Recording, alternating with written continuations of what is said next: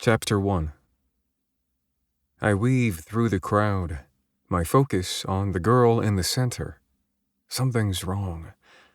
The song ends and the crowd erupts with cheers and hoots. I slip past a group of women bouncing up and down, their arms in the air. One woman gives me a fleeting glance, and her eyes widen. Maybe it's the security printed in yellow across my shirt, or maybe it's my determination, no doubt clear on my face. Another song starts and the woman looks away, drawn back to the show. I keep moving, the music from the stage like thunder in my ears. They call us buzzers, extra security for the shows. It's easy work, until it's not. I sidestep an older couple with two preteen girls, the mom in a jeans skirt and the dad in Wranglers, their twin daughters in matching tank tops and cowboy boots. The mom's gaze flicks from me to the asshole dancing too close to a young woman in a white sundress. Relief fills her expression. Another sign my instincts aren't wrong. I keep moving. The young woman is at the back of a group of friends, all facing the stage, singing and swaying to the music.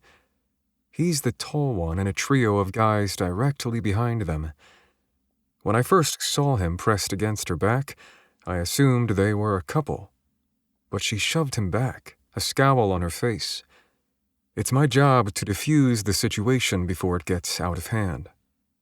The tall guy pulls her against his chest again to grind into her from behind. She elbows him and tries to squirm away, her eyes tense. He runs his hand up her thigh, rumpling the hem of her dress. His friends close in around them like a shield. Shit. From the stage, the guitar solo rises to a fury, and the band joins back in, whipping the crowd into a frenzy. People are jumping and screaming all around me, the air tense with so much noise. The pit boss insisted we wear earplugs.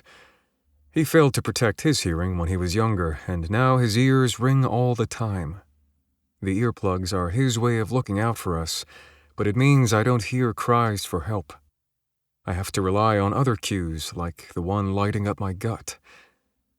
I catch a flash of white sundress behind the fence of guys as I push between them, the scent of their musky aftershave mixing with booze and sweat. They jolt like I've shocked them, but they're too late to stop me from grabbing the tall guy's bicep. The night is warm, and his skin is hot to the touch. My firm tug on his arm pulls him off balance, and he has to let go of the young woman. "What the fuck?" he barks over the music, trying to shake me off. But I've learned a few things about survival since I fled Alaska, and he's not getting rid of me that easily. The goal, however, is to defuse the situation without causing a disturbance that could escalate and put people in danger. The tall guy tries to spin so he can face me, but my forward momentum is putting him at a disadvantage, and he stumbles. "You and your friends find somewhere else to watch the show," I say, my mouth close to his ear as I keep him from falling on his ass. "Why?" he fires back, his face pinched in anger. "I paid to be up front." The guy's friends crowd around us, their aggressive energy making the sticky night air feel menacing. To my relief, the young woman has slipped back into her friend group. Safe. "It's that, or you'll be asked to leave the show," I say, still holding the tall guy's bicep. From my left, Tommy, another buzzer, is moving my way, a concerned look on his face. Back up. That's good. The friends see him too, and it finally clicks. "Whatever," the tall guy says, and nods to his friends. They slip into the crowd. Tommy nears, but I shake my head, and he nods in acknowledgement. Crisis averted. I watch the group of guys melt into the crowd before I turn away. As I weave back to my post, the young woman in the white sundress looks over her shoulder. We lock eyes while one of her friends fiddles with the broken strap of her dress. The distressed look on her pretty face says it all. "Thank you," she mouths. Before I can reply, the song ends, and the crowd around me goes wild. I lose the young woman in the sea of bodies jumping and twisting, shouting. I peer through the crowd, hoping to spot her, but she's gone. "You sure you can't stay on?" Sam, the pit boss, asks, his watery blue eyes fixing me with a calm but unwavering gaze. "I'm sure," I reply. The tour is headed west, to Alaska, and I can't go back there. Not until my stepdad is out of the picture and it's safe again. "I'll miss those sharp instincts of yours," Sam says, counting out my pay. It would be more if I didn't insist on cash only, but I can't risk exposing myself. It's better this way, for him and for me. "I hope you put them to good use." "Yes, sir." I fold the cash twice and slip the lump into my pocket. As soon as I'm in the clear, I'll stash it in the usual way. If I get jumped, I won't lose it all. He extends his hand.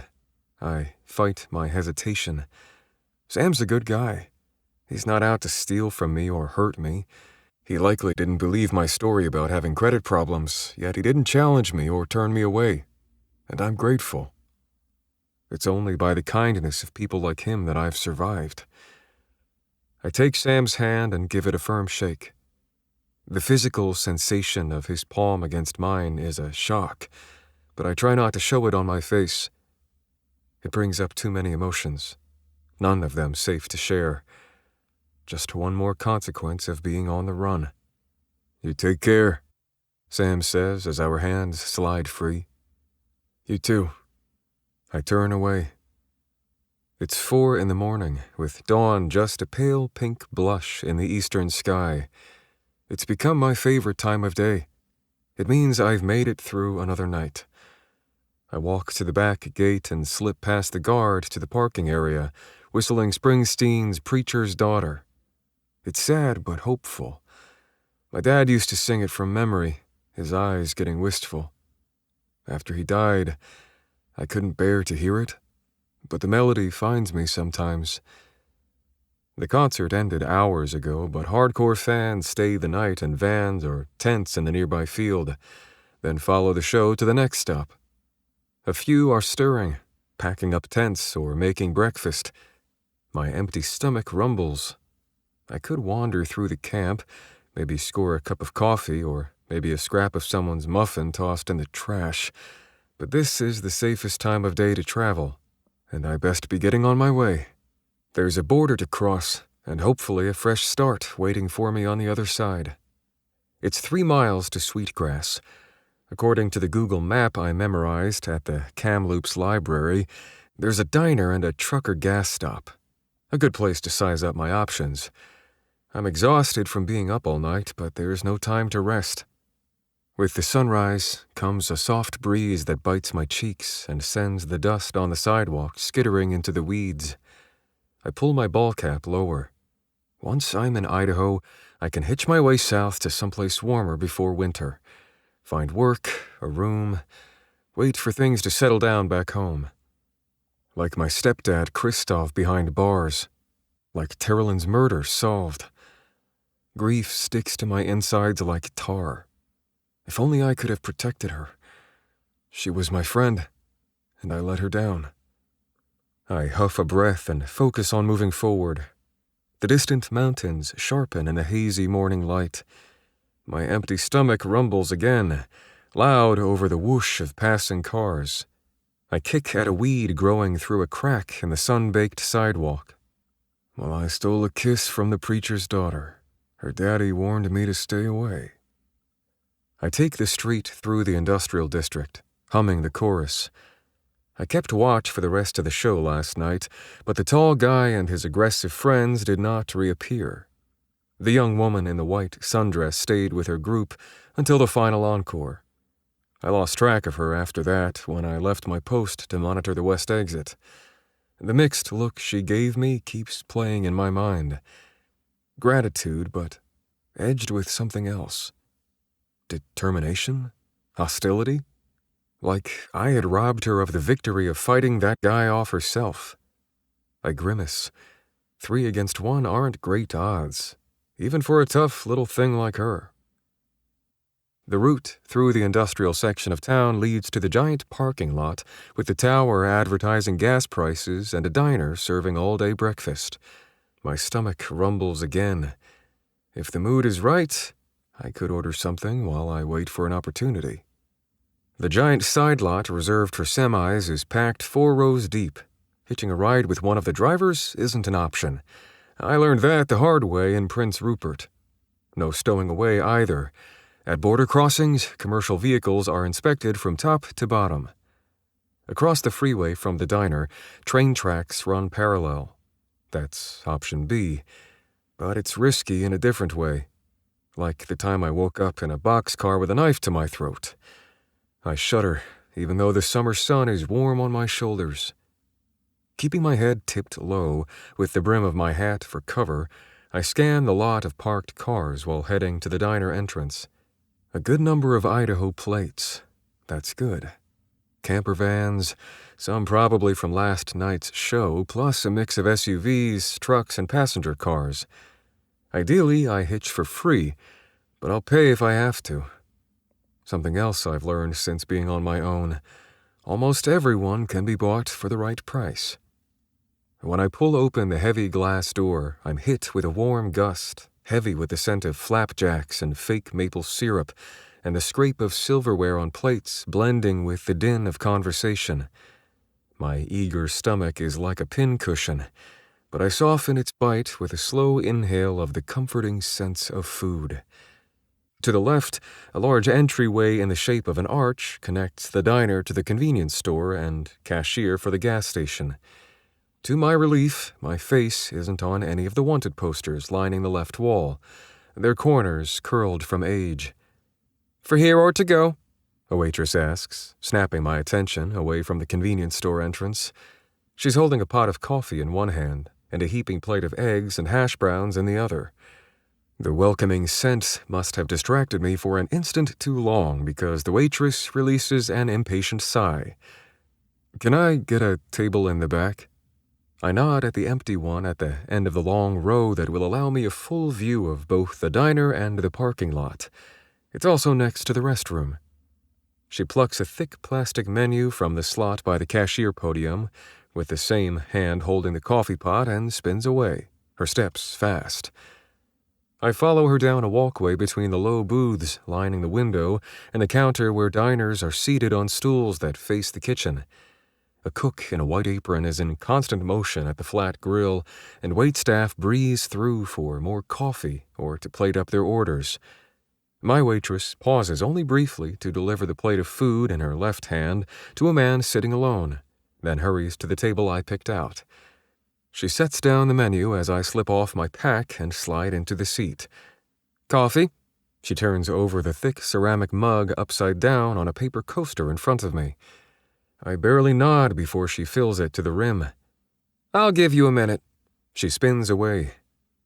Being around this many people is risky, but I calm my nerves by cradling the heavy cup warmed by the coffee. Inhale the rich sense of cooking food. Appreciate the soft padding of the bench seat and the chance to rest, even if only for a little while. After a quick scan of the menu, I decide to splurge on eggs over easy on sourdough with hash browns. The bacon is tempting, but it's an extra $4. I slide out my sketchbook and flip to the blank page. In school, I didn't have much use for art, but it helps pass the time. Out of the corner of my eye, I keep tabs on the parking lot. Cars coming and going. People walking from the gas pumps to the convenience store. Truckers having a smoke. "What'll it be?" my waitress asks, her gaze sweeping over my sketch before meeting my eyes. If she's surprised at the image taking shape, it doesn't show on her face. I give her my order, and while she tops up my coffee, I ask, "Do the lines at the border get long?" Her mouth crimps into a thoughtful grimace. "Fridays and weekends, it'll back up to the bridge, especially in summer. You here for the concert?" I don't answer, but I get the feeling she wasn't expecting one. When she bustles off, I get a view down the open corridor to the convenience store and the group of people filtering in, a mix of guys and young women. My neck prickles. It's the two groups from last night, including the young woman in the white sundress and her friends. The guys are there too, 4 in total. I must have missed one of them last night. I return to my sketch, but can't ignore my curiosity about the group mingling inside the convenience store. If they're here together, what I broke up last night wasn't a random encounter. When my waitress slides the giant oval plate in front of me, I glance up to thank her, but a figure in the convenience store archway catches my attention. It's the young woman. Today, she's wearing faded jeans and a blue tank top, her honey brown hair loose about her pretty face. Last night, in the dark, I didn't notice her blue eyes and long lashes, or the rosy pink shade of her lips. My waitress leans in to refill my coffee, cutting off my view. When she hurries away, the entryway is vacant. Hunger pangs needle my stomach, but I force myself to eat slowly, savor the crunch of the toasted sourdough soaked in the egg yolk and the hearty texture of the hash browns. When my plate is bare, I'm still hungry, but I'm used to it. I gulp down some water, then remember I still need to tend to the business of stashing my pay. A horse trailer pulls into the parking lot, the truck's door blazed with a logo, probably a rodeo rider or a breeder. It gives me an idea. After tucking the orange wedges I was saving for dessert into my napkin, I slip from my booth and shoulder my pack. Inside the bathroom, I choose the farthest stall down. Public bathrooms are a lifeline for anyone transient. I've never had to sleep in one, but I've come close. Inside the stall, I hang up my pack and take out my cash, then parcel it out. $40 in the side zipper pouch, $100 in the hidden sleeve inside, $200 in the secret hollow I carved out of my shoe's insole, and 2 20s in my pocket. Someday, I'll be safe enough that these extra steps won't be necessary. I'll be able to fill my days with honest work and fall asleep without worrying about who might be waking me up. I'm just zipping up after taking a leak when someone else enters the bathroom. I hold back from flushing, which will make my presence obvious. But my wait for them to do their business and leave drags on. So I peek through the crack in the door just as a guy unfolds a pill from a square of foil and slips it between his teeth. From the sink, he scoops water into his mouth and tosses his head back to swallow. In the mirror, his tense expression calms as he finger-combs his hair. I recognize him. He's the missing guy from last night's group. He wipes his hands with a towel and shoots the wadded-up paper into the trash bin like it's a fadeaway jump shot. With a snort of satisfaction, he strides for the door. When he's gone, I flush and shoulder my pack. I wash my hands and scrub my face at the sink, then use paper towels to dry. Outside the restroom, my table's been cleared. The waitress is busy with another table, so I walk to the cashier. In the parking lot, the horse trailer is still there. So are the 2 groups from last night's show, socializing between a couple of cars, one of them a restored CJ7. I need to pay, I say to the woman at the cashier stand, wiping down a stack of menus. She frowns. Didn't Darlene drop off your check? I glance at my table, but it's been reset. No. My waitress breezes by, carrying a load of empty plates. She paid it. She nods toward the group outside. And a nice tip, too. Thank her for me, will you, hon? Yeah, I say as a tight pain grows hot behind my breastbone. I'm torn between wanting to insist I pay the girl back and continuing to the horse trailer. The driver hasn't returned yet, so my window of opportunity is still open. Shit. What about the guy in the bathroom popping pills? It could be Tylenol, but what if it's not? And he gets behind the wheel. Walking purposefully, my head tipped low to screen my face from any cameras, I slip between 2 semis. Shaded from the bright sun and sheltered from the freeway noise, I make my decision. It might be stupid, but it's also the right one. Yet when I round the back of the semi, the groups are already climbing into the Jeep and 2 other cars. I'm too late. What's worse, the man driving the horse trailer is on his way back with a travel mug and a package of powdered donuts. Time to move.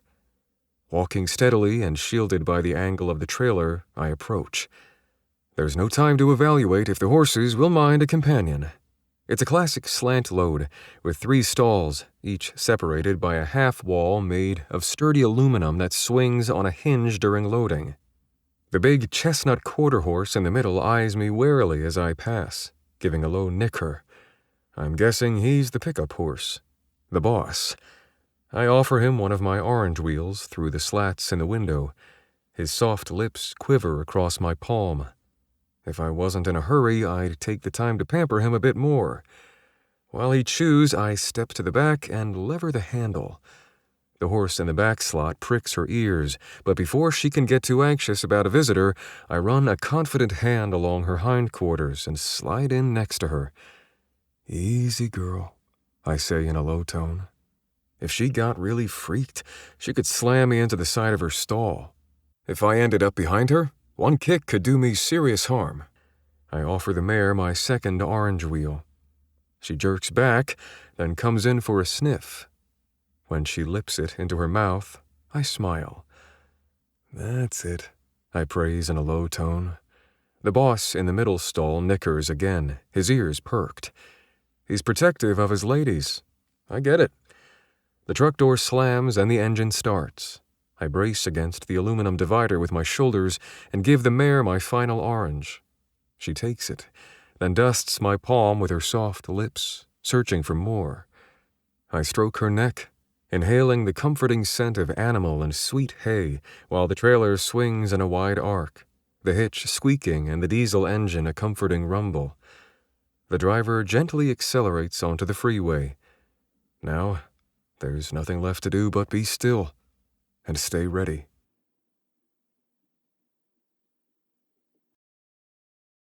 You can listen to the rest of the book in the Tempt Romance audiobooks app, available on the App Store and Google Play. The link to the book is in the description.